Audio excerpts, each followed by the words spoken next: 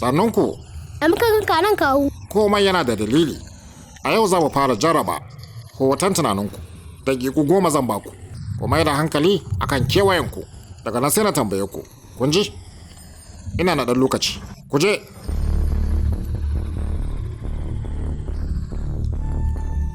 Shikenan. Shin kun ga wani mai yanayin abin zargi? Mai gyaran takalmi yana rike da allura, wani mutum kuma yana shan caku basir, wani dattijo yana rike da bakan lema. Sannan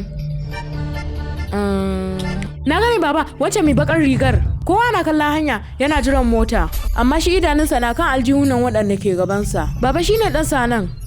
Kai da kyau, a yau da ya cakuleti naka ne.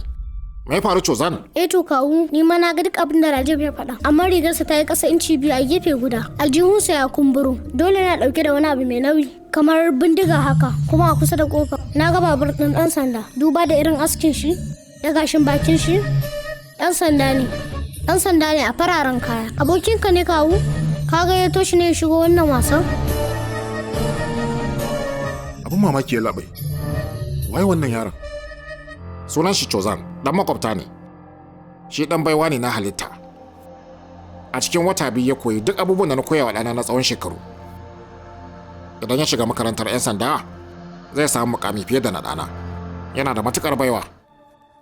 Kai, karfe nawa? Kawu fari yana koyar da mu hoton tunani ne.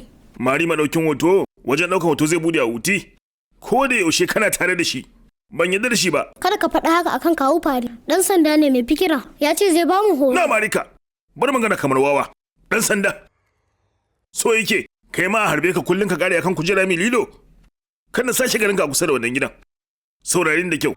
Ko sunan dan sanda kana sake ji a bakin ka. In ba haka ba, zan cire ka makaranta. Ka koma aiki a shago.